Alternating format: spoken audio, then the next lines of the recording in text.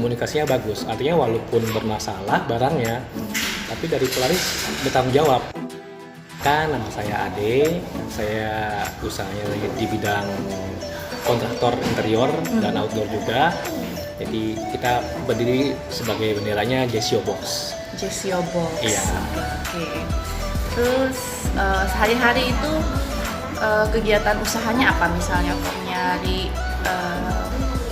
proyek, lalu sebagai agen nyari berbagai produknya gitu ya? Jadi kalau sekarang ini banyak kan klien lebih cari ke kita sih, karena kan sudah mungkin background saya sebelumnya udah di project, jadi banyak juga klien-klien yang sudah kenal dari hotel, dari pihak purchasing-nya, entah itu GM-nya, mereka kontak saya lebih ke mungkin ada kebutuhan seperti ini, seperti itu, kita handle sih. Apa aja ada? Ada ya bisa gypsum, akrilik, tapi banyak kan lebih ke ya berhubungan dengan Polaris lah, artinya lebih ke laser cutting juga yang untuk kayak letter timbulnya atau mungkin akrilik display seperti itu. Terus cerita dong kok pertama kali kenal Polaris kayak gimana? Kayak dari mana atau pertama kali kenalnya itu bagaimana? Kebetulan pertama kali itu tahu dari istri saya. Oh iya. Jadi kan kebetulan istri saya anaknya sekolah di C satu kelas. Dia bilang ada nih temennya Mario, dia main juga di laser cutting. Polaris kan ada mesinnya juga. Terus waktu itu iseng-iseng waktu pertama kali COVID ya, kan itu kita nggak ada kerjaan, artinya banyak kan di rumah. Dan itu coba iseng-iseng deh mau bikin, waktu itu rencana bikin box display untuk anak-anak itu kan. Di rumah itu anak saya kan banyak Hot Wheel. Iya.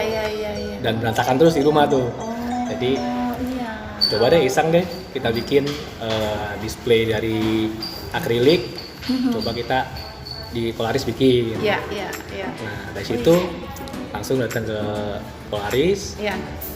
Kasih gambar dan ternyata cepet, artinya responnya cepet. Terus kita coba berapa lama sih kerja, langsung hari itu juga kalau nggak salah. Jadi kita pikir ya udah coba deh kita bikin. Terus bikin berapa kali untuk display juga Hot Wheel gitu kan. Coba dan hasilnya bagus. Kita kan itu kan bikinnya seperti rakitan. Ada kayak kunci-kunciannya juga dan itu presisi. Jadi ya kita bilang sih cukup bagus hasilnya. Syukurlah kok. Untuk juga waktu itu bisa cepet ya. Terus waktu itu sebelum Polaris misalnya usahanya Ko Ade cari vendornya siapa, dari mana atau ada yang lain sebelum laser cutting itu?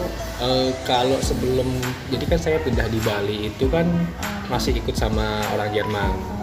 Itu lebih ke bidang furniture. Dan itu memang nggak ada hubungannya dengan laser cutting. Tapi sebelumnya waktu di Jakarta juga ada main juga untuk laser cutting. Jadi dan memang sudah familiar sekali dengan laser cutting dan tahulah mesin-mesinnya seperti apa. Dan yang saya lihat itu ya Polaris mesinnya bagus, presisi, artinya bukan yang asal jadi. Karena kan itu kalau laser cutting itu kan paling penting kan presisinya. Betul. Sampai hitungan mili. Kalau itu miss sedikit aja nggak masuk, lahannya jadi kacau semua. Betul. Ya. Jadi sebelum kenal Polaris, perbandingannya dengan laser cutting di Jakarta pernah ya? Pernah. Kalau di Bali pun sempet cari-cari juga, tapi mereka itu jauh lah sama Polaris kalau saya bilang. Artinya dari segi servisnya, kan kalau di Polaris biasa bisa dibantu untuk gambarkan dulu. Terus ada alternatif yang bisa diajukan ke kliennya juga. Artinya nggak hanya misalnya Pak kalau akrilik ini seperti ini, tapi kalau misalnya ini ada risiko seperti ini, ada pengajuan untuk alternatif material yang lain. Nah itu yang mungkin membantu saya juga dalam usaha sih. Itu cukup bagus dibandingkan yang lain, karena kan kalau boleh dibilang di Bali ada beberapa tapi beda servisnya jauh. Syukurlah kok, jadi di Polaris bisa diskusi sedikit lah gitu ya dengan vendor lain. Kebanyakan susah diskusi atau komunikasinya nggak bagus, artinya mereka ya cuma punya mesin tapi mereka nggak bisa mensupport kliennya. khususnya ya seperti saya kan lebih ke kontraktor. Iya. Yang itu kan yang perlu dinamis lah, artinya mungkin kalau nggak bisa ini ada jalan lain yang ini gitu kan. Kalau tempat lain ya mereka hanya menyediakan mesin, ada gambar, ada ukuran, mereka bikin. Tapi mereka nggak kasih alternatif yang lain itu yang mungkin, oh Pak ini ada resiko seperti ini, Ya, gitu ya. sih. Iya. Kita usahakan sih kok perhatikan barang, cari tahu ini fungsinya apa sih, mau diapain. Betul. Walaupun ada file, kita double check lagi lah. Betul, itu bagusnya kelas seperti itu sih. Oke, syukurlah kok. Tapi gini pernah kan kok, barang bermasalah, nggak satu kali, nggak dua kali, kayaknya pernah ya. Tapi kok tetap pesan itu juga kenapa kalau boleh tahu? Ya itu, karena tadi saya bilang komunikasinya bagus. Artinya walaupun bermasalah barangnya, tapi dari pelaris bertanggung jawab. Artinya kalau memang itu tidak sesuai ekspektasi di awal atau sesuai perencanaan di awal, dari pelaris mau memperbaiki atau setidaknya mendekati ekspektasi lah. Artinya kan kalau seperti custom itu kan nggak bisa 100% sempurna, presisi atau 100% sempurna lah. Tapi dari pelaris tetap berusaha untuk setidaknya mendekati ekspresi klien. Dan itu yang saya pikir kalau kerjaan yang sulit kenapa nggak puas saja, karena sudah pasti seandainya entar masalah pun pasti akan diperbaiki atau diselesaikan lah. Bukan hanya bikin lepas tangan, nggak seperti itu. Syukurlah kok Makanya masih walaupun ada masalah tetap selesai masalahnya soalnya.